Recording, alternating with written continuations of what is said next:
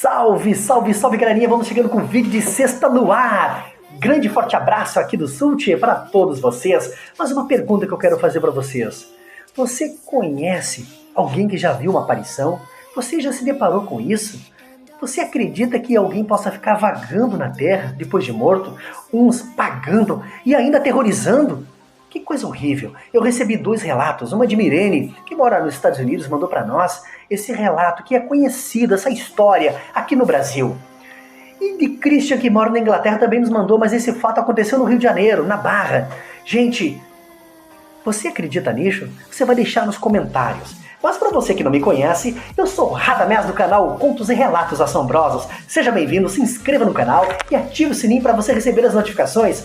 Assista até o final do vídeo se você gostar, já deixa seu joinha e o seu gostei. E compartilhe com os amigos e comente no final. Mas eu vou deixar um salve hoje para a doutora Jane de Salvador, Bahia, Malu Machado dos Estados Unidos, Sandra Lúcia de São Luís, Maranhão, Gilmar, o Caçulinha, de Loanda, Paraná, Celso Oliveira, Georgiane, de Dois Córregos, São Paulo, interior de São Paulo. Um forte abraço a todos vocês, espero que gostem dos vídeos e todos sejam muito bem-vindos. Um forte abraço e fique agora com o vídeo no ar!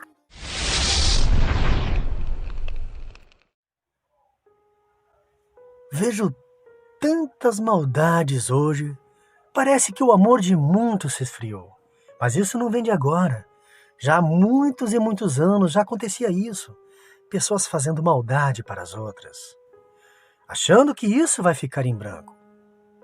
Mas tudo o que nós plantamos nessa terra, um dia nós vamos colher, e o preço pode ser altíssimo, custando até a nossa alma. Isso eu é quem acredito. Me chamo Mirene, e essa história que vou contar aqui hoje não aconteceu comigo, porém é uma história verídica e conhecida por muitos e presenciada pelas pessoas que viveram naquela época, em uma cidade de Jaraguá, Goiás.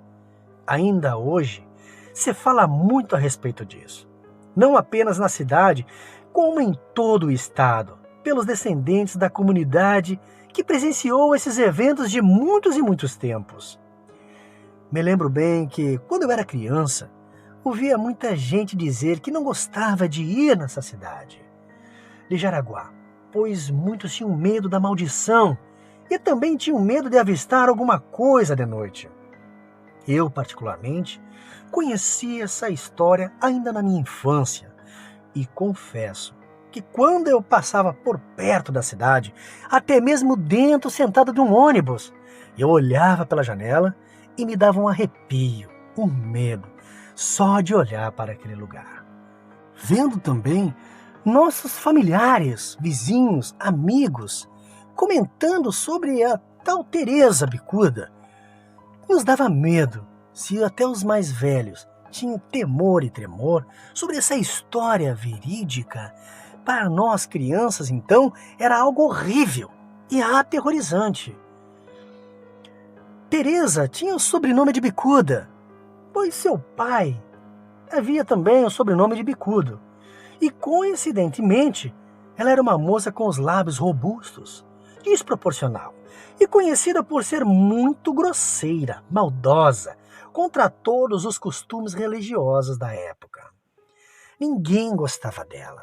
Poucas pessoas, alguns homens que ficavam adorando pela sua boniteza, seus lábios robustos, grandes, ficavam adorando como se fosse uma mulher promíscua, ou até mesmo algo parecido com isso.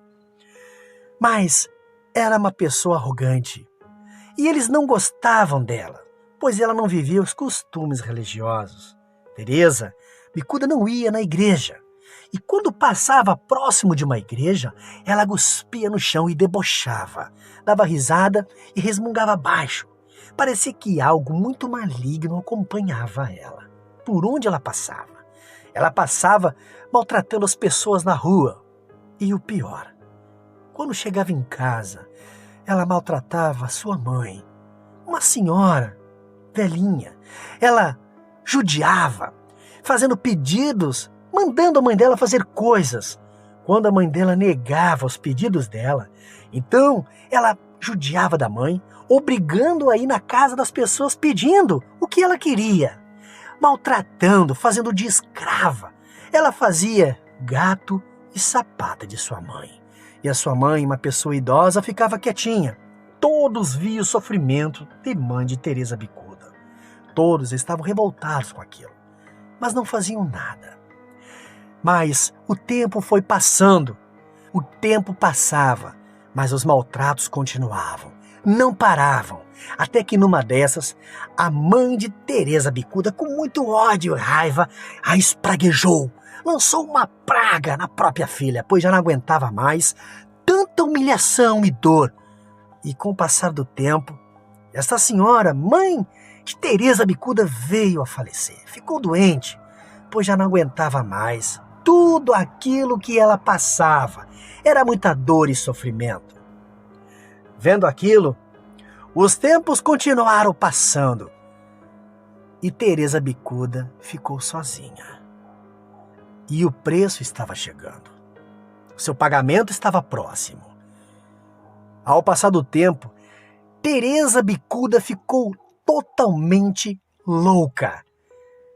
Saía nas ruas gritando, como débil mental. Parecia uma mulher possuída, toda descabelada, gritando com as pessoas, saindo à noite pelas ruas, pelas encruzilhadas, gritando como uma débil mental. Estava totalmente desfigurada, uma pessoa endiabrada. Parece que algo estava dentro dela. As pessoas vendo aquilo, todos se afastavam e fechavam suas janelas. E o tempo foi passando. Sozinha Teresa ficou muito doente, acabando e morrendo, a míngua e a loucura. Nem o padre foi chamado para dar unção dos enfermos, também não quis comparecer nem no velório. Apenas alguns homens foram e carregavam o seu caixão. E na época não se existia cemitério naquele lugar. Se enterravam os corpos no jardim da capelinha, e assim fizeram sem cerimônia preliminar.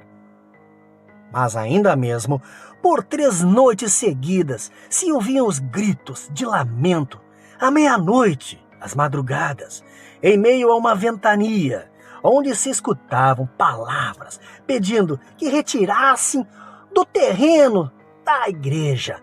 Na outra noite ouviram o barulho, como se ela saísse do jardim da igreja e percorresse todas as ruas da vila gritando. Seu túmulo então foi encontrado aberto na manhã seguinte. Daquele dia em diante, as pessoas que se atreviam a sair pela noite viam um barulho, vultos, branco, percorrendo o final da rua principal, deixando cair lavas de fogo e um cheiro horrível de enxofre. Era algo diabólico. No outro dia, sempre encontravam o capim queimado e pelo dos animais sapecados também. Não aguentando essa situação toda, os homens mais corajosos resolveram exumar o corpo de Teresa, já com vermes, e levar até a Serra de Jaraguá para que se acabasse com o martírio de uma vez, ali aos pés da Cruz das Almas. Enterraram uma vez o corpo dela. Naquele ambiente, então se sentia sempre o cheiro de enxofre. Era algo misterioso, aonde até marimbondos viviam lá, vigiando a árvore de cajueiro que ficava ao lado, do qual ninguém conseguia comer um fruto. Era algo surreal. Tempos depois, seu corpo apareceu fora várias vezes do túmulo, pois nem a terra a queria. Cansados de enterrar, desenterrar, levar para lá, esqueleto para cá, era algo horrível. Então, os homens decidiram jogar o corpo no rio, amarrando-a com uma pedra no pescoço. Porém, o corpo sempre aparecia boiando. Era algo, parece, que não queria descansar. Já não era algo normal, era algo diabólico. Uma alma penada que queria incomodar até após a morte. Então, os homens tiravam, mais uma vez amarravam e jogavam na água. Na última vez que tentaram jogar o esqueleto no rio amarrado em uma grande pedra, No outro dia, o corpo apareceu enforcado num pé de caju, na serra que rodeava a cidade. Essa história tomou grande força até os dias de hoje, causando medo, horror e muitos por todo o estado. E na década de 80, a história com relatos chegou a virar livro. Algo que é o desconhecido. Fatos, coisas que aconteceram por ser uma mulher muito maldosa e má. Por isso que eu digo, plante o que é bom. Cultiva o amor, o carinho. Respeite não só as pessoas, seus amigos, mas seus pais. São valiosos. Cuide da sua mãe e do seu pai, pois o que se vai colher vai ser algo muito bom. Infelizmente, o final de Teresa Bicuda, por ser uma pessoa muito má, pagou um preço muito caro. E ainda até após a morte, vinha trazer terror àquele lugar. Boa noite.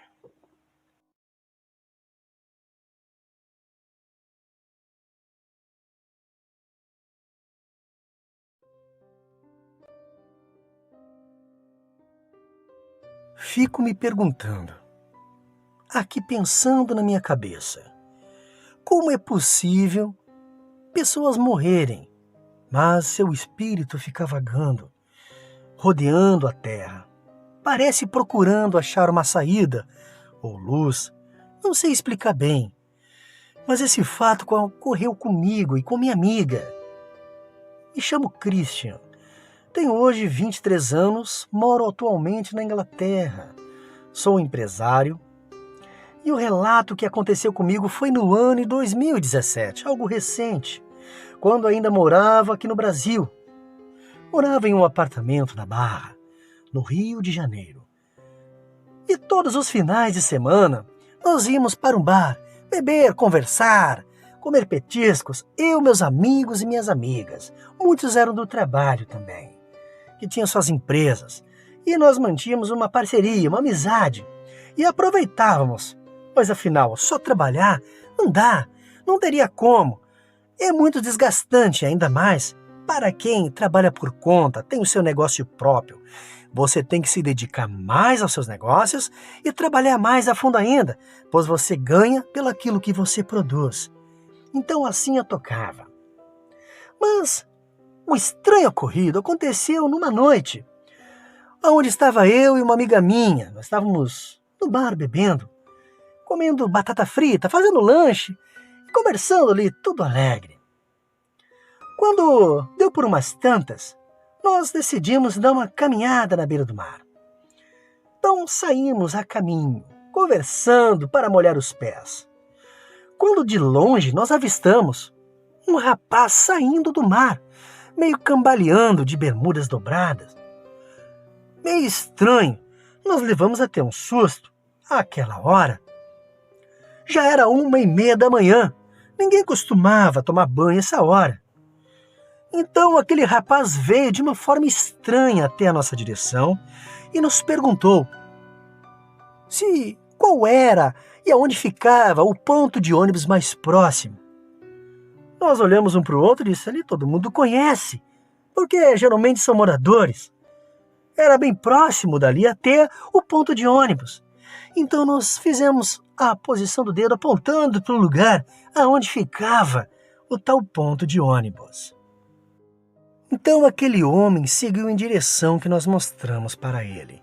Saiu cambaleando de uma forma estranha. Parecia não humano. Então nós voltamos o rosto para o mar e logo voltamos a olhar para trás. Não deu 6 segundos para observar o tal homem. Quando olhamos, aquele homem tinha desaparecido. E tinha um bom trecho para ele chegar até o local. E não tinha alguma coisa que ele se escondesse ali. Próximo. Ele sumiu, desapareceu. Foi algo totalmente sobrenatural.